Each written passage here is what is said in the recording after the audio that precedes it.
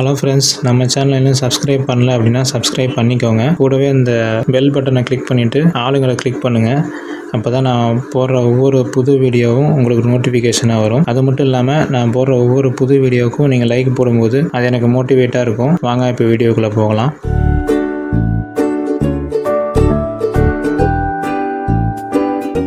Hi friends, போன வீடியோவில் Mturk பற்றி பாதி சொல்லியிருக்கேன். மீதி இந்த வீடியோவில் ஃபுல்லாக நம்ம பார்க்கலாம். முதல்லலாம் பார்த்தீங்க அப்படின்னா Mturkனா யாருக்குமே தெரியாது.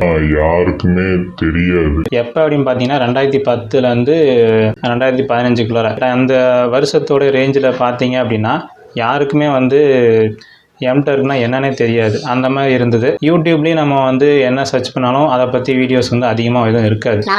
இதை பற்றி பேச ஆரம்பித்தாங்க. அதுக்கப்புறம் பார்த்தீங்க அப்படின்னா அதை பற்றி வீடியோவும் நிறையா போட ஆரம்பித்தாங்க. கூகுளில் சர்ச் பண்ணாலே Mturkன்னு போட்டால் Mturk அந்த வெப்சைட் மட்டும்தான் வருமே தவிர அதை பற்றி ரிவ்யூஸு எப்படிலாம் ஒர்க்லாம் வருது அப்படின்லாம் எதுவுமே தெரியாது. எதுவும் போட்டிருக்கவும் மாட்டாங்க, யாரும் எதுவும் ஷேர் பண்ணியிருக்கவும் மாட்டாங்க. ஆனால் பார்த்தீங்க அப்படின்னா இது 2005லேருந்து ஒர்க் செஞ்சுட்டு இருந்திருக்கிறாங்க. எனக்குமே பார்த்தீங்க அப்படின்னா 2014 தான் எனக்கு தெரியும். அது வரைக்கும் எனக்கு Mturkனா என்னன்னே தெரியாது. இதில் ஒரு ப்ரைவேட் ஆஃபீஸில் ஒர்க் பண்ணிட்டு அதுக்கப்புறமே தான் தனியாக எனக்கு கிடைச்சிது. நான் இதில் ஒர்க் பண்ண ஆரம்பித்தேன். முன்னாடியெல்லாம் பார்த்தீங்க அப்படின்னா Mturkல பழைய வெப்சைட்டில் இருக்கும்போது ஹிட்டெல்லாம் சீக்கிரமாக நமக்கு கேட்ச் ஆகும். அது இல்லாமல் ஸ்கிரிப்டும் எதுவும் கிடையாது. அப்போல்லாம் பார்த்தீங்கன்னா டக் மாஸ்டர், அப்புறம் பேண்டா கிரேசி, MTS இதெல்லாம் யூஸ் பண்ணுறோம் பார்த்தீங்களா. அப்போல்லாம் அந்த மாதிரிலாம் கிடையாது. டக் மாஸ்டர் தான் ஃபஸ்ட்டு வந்துச்சு. அதுக்கப்புறம் தான் அடுத்த வருஷம் பார்த்தீங்க அப்படின்னா Mturk ஷூட்டு, அதுக்கப்புறம் பேண்டா கிரேசி இந்த மாதிரிலாம் வந்துச்சு.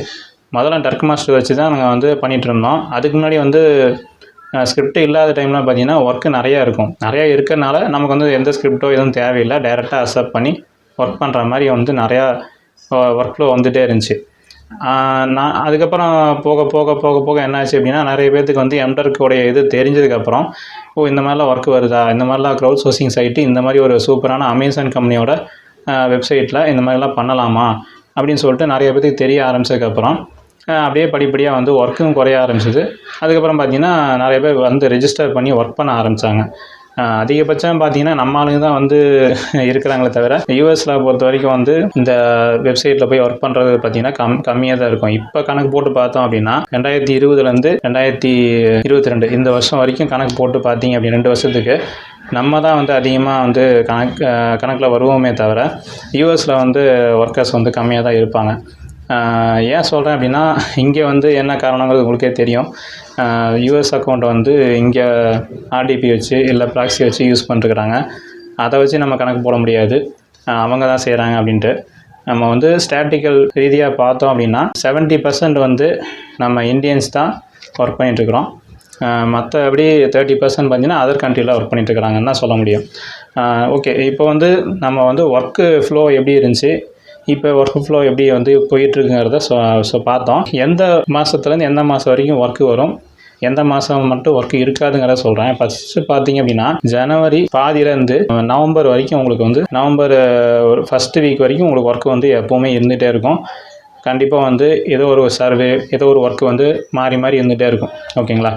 அடுத்தது நவம்பர்லேருந்து என்னடா ஆகும்னு கேட்டிங்க அப்படின்னா நவம்பர்லேருந்து பார்த்தீங்கன்னா ஹாலிடேஸ். அங்கே ஹாலிடேஸ்க்கு அப்படின்னால நமக்கு எங்கள் ஒர்க்கு ஃப்ளோ கம்மியாக இருக்கும். இது Mturkக்கு மட்டும் கிடையாது.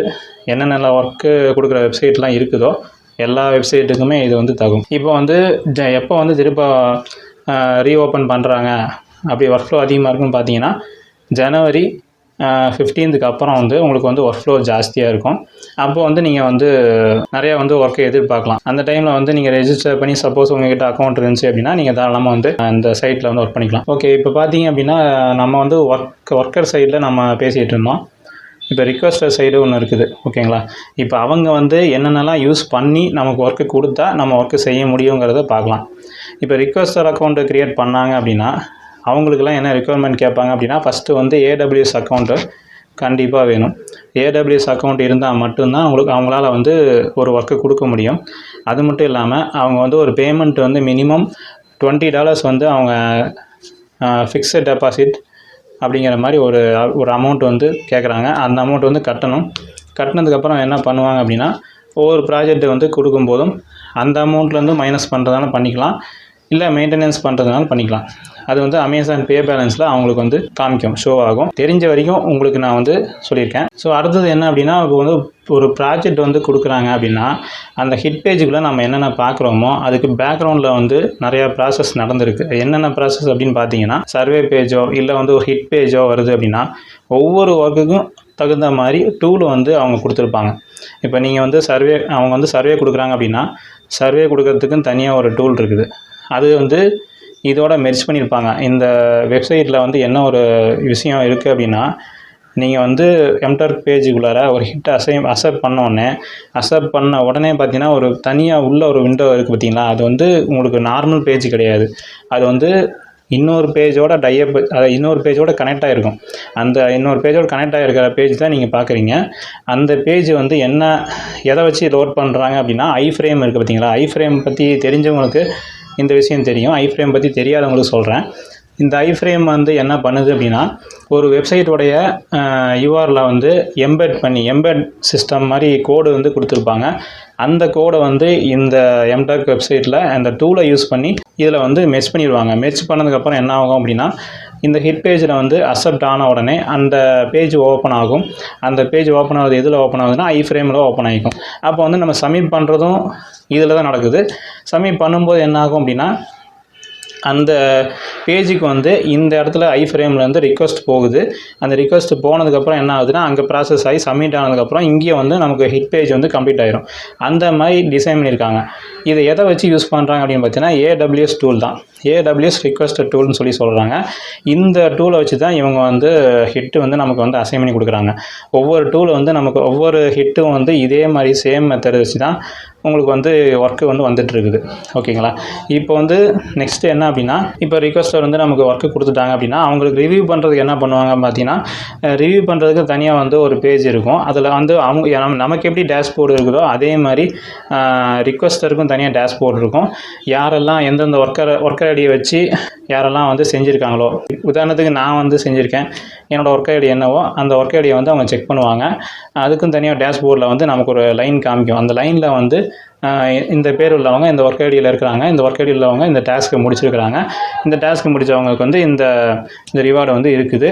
ஓகே, இது வந்து அப்ரூவ் பண்ணலாமா ரிஜெக்ட் பண்ணலாமாங்கிறத அவங்க தான் டிசைட் பண்ணணும். டிசைட் பண்ணி கடைசியாக வந்து என்ன பண்ணுவாங்க அப்படின்னா, உங்களுக்கு வந்து ஃபைனலாக அப்ரூவ் பண்ணுறது ரிஜெக்ட் பண்ணுறது ஒரு கிளைண்ட்டோடைய கையில் தான் இருக்குது. ஸோ ஓகே, இது வந்து அப்ரூவல் பண்ணுறது 2 விதம் இருக்குது. ஒன்று பார்த்தீங்கன்னா ஆட்டோ அப்ரூவல் இருக்குது, ரெண்டாவது பார்த்தீங்கன்னா மேனுவல் அப்ரூவல் இருக்குது. ஆட்டோ அப்ரூவல் பார்த்தீங்கன்னா ரொம்ப ரேரான ஹிட்ஸ் மட்டும்தான் இருக்குது. மேனுவல் அப்ரூவல் பார்த்தீங்கன்னா நிறையா, இப்போ வந்து உதாரணத்துக்கு PNR இருக்குது. PNR பார்த்தீங்கன்னா மேனுவல் அப்ரூவல் தான் பண்ணுறாங்க. நானே வந்து நிறைய டைம் ஒர்க் பண்ணி பார்த்துருக்கேன். அதில் வந்து பார்த்தீங்கன்னா PNR வந்து ஒரு ஹிட்டு சப்மிட் பண்ணதுக்கப்புறம் ஒரு 5 மினிட்ஸ் இல்லை 10 மினிட்ஸ் டைம் எடுத்துக்கிறாங்க. அந்த 5 மினிட்ஸ் 10 மினிட்ஸ்க்குள்ளார வந்து அவங்க மேனுவலாக செக் பண்ணிட்டு தான் அவங்களுக்கு வந்து அப்ரூவலே கிடைக்கிது. தப்பாக பண்ணியிருந்தோம் அப்படின்னா ரிஜெக்ட் கண்டிப்பாக ஆயிரும். ஆட்டோ அப்ரூவல்ங்கிறது இருக்குது. அது எப்படி அப்படின்னா, மிஷின், அதாவது AI சிஸ்டம் வந்து நமக்கு வந்து ஸ்கேன் பண்ணி பார்த்துட்டு ஒர்க்கெல்லாம் ஆப்ஷன்லாம் கரெக்டாக நம்ம கொடுத்துருக்கோமா, ஒப்பீனியன்லாம் கரெக்டாக கொடுத்துருக்கோமா அப்படிங்கிற செக் பண்ணிவிட்டு கடைசியாக வந்து உங்களுக்கு ஃபைனல் ரிசல்ட்டு அதுவே அப்ரூவல் கொடுத்துரும். இது வந்து உட்காந்து ஆளுங்க வந்து யாரும் பார்க்க தேவையில்லை, அந்த மாதிரி கொடுத்துருப்பாங்க. 2 விதமான அப்ரூவலுக்கு நமக்கு வந்து கொடுக்குறாங்க. ரிஜெக்ட் வந்து அதுவும் அதே மாதிரி தான். ரிஜெக்ட்டும் பார்த்தீங்கன்னா மேனுவலாக செக் பண்ணி ரிஜெக்ட் பண்ணுறது இருக்குது, அதுக்கப்புறம் வந்து ஆட்டோமேட்டிக்காக ரிஜெக்ட் பண்ணுறது இருக்குது. இந்த மாதிரி தான் 2 விதமாக கொடுத்துருக்குறாங்க. இப்போ வந்து அடுத்தது வந்து ஒர்க்கர் சைடு வருவோம். ஒர்க்கர் சைட்டில் வந்து நமக்கு வந்து என்னென்னலாம் வந்து ஆக்சஸ் பண்ண முடியும், என்னெல்லாம் ஆக்சஸ் பண்ண முடியாது, அதுக்கு என்னென்ன பண்ணணுங்கிறத சொல்கிறேன். இப்போ வந்து நம்ம செய்யக்கூடிய விஷயங்கள் வந்து குவாலிஃபிகேஷன் உள்ள ஹிட்டை மட்டும் தான் நம்ம அசைன் பண்ண முடியும், அக்செப்ட் பண்ணி செய்ய முடியும். ஹிட்டோட லிங்க்கை வச்சு நம்ம வந்து ஸ்கிரிப்டை யூஸ் பண்ணி கேட்ச் பண்ணி ஒர்க் பண்ண முடியும். இதே வந்து பண்ண முடியாது என்ன பண்ணுறோம் அப்படின்னா, குவாலிஃபிகேஷன் வந்து தனியாக வந்து டேக் டெஸ்ட்டுன்னு கொடுத்துருப்பாங்க. அந்த டேக் டெஸ்ட்டை வந்து நம்ம அந்த டேக் டெஸ்ட்டை வந்து நம்ம அட்டன் பண்ணி அந்த டெஸ்ட்டில் பாஸ் பண்ணிட்டோம் அப்படின்னா அதுக்கப்புறம் 5 நிமிஷத்துலையோ இல்லை 10 நிமிஷத்துலையோ இல்லை ஒரு நாள்லையோ நமக்கு அந்த குவாலிஃபிகேஷன் கொடுப்பாங்க. அதுக்கப்புறம் நம்ம வந்து ஒர்க் பண்ணிக்கலாம். ஓகே, இப்போ நெக்ஸ்ட்டு வந்து இதுக்கு என்னென்னலாம் தேவை அப்படிங்கிறத முன்னாடியே ஒரு வீடியோவில் சொல்லியிருந்தேன். இந்த சிஸ்டம் கான்ஃபிகரேஷன் பற்றி பேசியிருந்தேன். அது வந்து வெளியில் ஹார்ட்வேரில் இல்லை சாஃப்ட்வேரில். ஓகேங்களா, கான்ஃபிகரேஷன் வந்து ஹார்ட்வேர்லையும் சாஃப்ட்வேர்லையும் வந்து என்னென்ன இருக்குன்னு சொல்கிறேன். சாஃப்ட்வேரில் வந்து ஸ்பெசிஃபிக்காக என்னென்ன இருக்கணுங்கிறத நான் இப்போ சொல்கிறேன். என்ன அப்படின்னா, ஃபஸ்ட்டு வந்து AWSலேயே பார்த்தீங்க அப்படின்னா ஒரு சாஃப்ட்வேர் இருக்குது. அந்த சாஃப்ட்வேரோட லிங்க்கை வந்து நான் டிஸ்கிரிப்ஷனில் கீழே நான் கொடுக்குறேன். நீங்கள் போயிட்டு நீங்கள் டவுன்லோட் பண்ணி அதை வந்து ரன் பண்ணி வச்சுக்கோங்க. அது என்ன அப்படின்னா ஒன்றும் இல்லை, ஜாவா எஸ்டிகே தான். ஓகேங்களா. இந்த ஜாவா சாஃப்ட்வேர் என்ன பண்ணும் அப்படின்னா ஸ்பெசிஃபிக்காக அமேசானுக்காகவே டிசைன் பண்ணியிருக்க ஒரு டூல் தான். இது வந்து கொஞ்சம் சைஸ் பெருசாக தான் இருக்கும், இருந்தாலும் வந்து கவலைப்படாதீங்க, அது வந்து ஒன்றும் அஃபெக்ட் பண்ணாது. நானும் இதை யூஸ் பண்ணி பார்த்துட்டு தான் உங்களுக்கு வந்து சொல்கிறேன். அது பேர் வந்து கொரேட்டோ என்னமோ பேர் வரும், சரியாக தெரியல. நான் வந்து உங்களுக்கு லிங்க் வந்து கீழே டிஸ்கிரிப்ஷனில் கொடுக்குறேன். நீங்கள் போயிட்டு நீங்கள் டவுன்லோட் பண்ணிவிட்டு அதை நீங்கள் இன்ஸ்டால் பண்ணி ரன் பண்ணிக்கலாம். அதாவது கூகுள் குரோம் தவிர வேறு எந்த ப்ரௌசரும் வந்து இது யூஸ் பண்ண தேவையில்லை, யூஸ் பண்ண வேண்டாம் தான் சொல்ல முடியும். ஏன்னா வந்து மேக்ஸிமம் வந்து நம்ம கொடுக்குற ஒர்க்கு கொடுக்குற எல்லா ரிக்வஸ்ட்டரும் கேட்குற ரிக்குவயர்மெண்ட் எது அப்படின்னா க்ரோம் ப்ரௌசர் மட்டும்தான் உங்களுக்கு வந்து ப்ரிஃபரன்ஸ் கொடுக்குறாங்க. அதனால் நீங்கள் வந்து க்ரோம் ப்ரௌசர் மட்டும் யூஸ் பண்ணுங்கள், வேறு எந்த ப்ரௌசர் யூஸ் பண்ண வேண்டாம். நானும் வந்து நிறையா ப்ரௌசர் யூஸ் பண்ணி ட்ரை பண்ணி பார்த்துட்டேன், ஆனால் எதுவுமே சரியாக ஒர்க் ஆகலை. க்ரோம் ப்ரௌசர் மட்டும்தான் நமக்கு வந்து பர்ஃபெக்டாக இருக்குது. நீங்கள் வந்து விண்டோஸ் 10 வச்சுருந்தீங்க அப்படின்னா பெஸ்ட்டு தான், விண்டோஸ் 11 வச்சுருந்தாலும் பெஸ்ட்டு தான். விண்டோஸ் 7 பொறுத்த வரைக்கும் வந்து ஆப்ரேட்டிங் சிஸ்டம் சைஸ் கம்மியாக இருந்தாலும் உங்களுக்கு வந்து க்ரோம் ப்ரௌசரோட அப்டேஷன் வந்து கிடைக்காதுன்னு சொல்லிட்டு அதுலேயே நோட்டிஃபிகேஷன் வந்துடுது. அதனால் வந்து இது ஒரு மைனஸ் பாயிண்ட் தான். இருந்தாலும் வந்து சிஸ்டம் கான்ஃபிகரேஷன் கம்மியாக வச்சுருக்கவங்களுக்கு 7 தான் வந்து பெனிஃபிட்டாக இருக்கும். 10 வந்து ஸ்லோவாயிரும். 11 இன்ஸ்டால் பண்ண முடியாது, 10 தான் இன்ஸ்டால் பண்ண முடியும், 11 இன்ஸ்டால் பண்ண முடியாது, அவ்வளோதான். ஓகேங்களா. ஸோ இது வந்து இந்த இன்ஃபர்மேஷன்லாம் உங்களுக்கு வந்து புரிஞ்சிருக்குன்னு நினைக்கிறேன். மேலும் வந்து இந்த பற்றி எம்டர்க் பற்றி நீங்கள் தகவல் தெரிஞ்சுக்கணும்னு நினச்சிங்கன்னா கமெண்ட்டில் வந்து இந்த வீடியோ கீழே கமெண்ட்டில் லீவ் பண்ணுங்கள், கொடுங்க. கண்டிப்பாக வந்து நாங்களுக்கு வந்து இன்ஃபர்மேஷன் கலெக்ட் பண்ணி என்னால் எவ்வளோ சொல்ல முடியுமோ அவ்வளோ வந்து நான் கலெக்ட் பண்ணி உங்களுக்கு வந்து வீடியோவாக போடுறேன். ஸோ இந்த வீடியோ உங்களுக்கு பிடிச்சிருந்தா மறக்காமல் லைக் பண்ணுங்கள், ஷேர் பண்ணுங்கள், கமெண்ட் பண்ணுங்கள். நம்ம டெக் ஃபேர் தமிழ் சேனலை சப்ஸ்கிரைப் பண்ணுங்கள். தேங்க்யூ ஃப்ரெண்ட்ஸ், பாய்.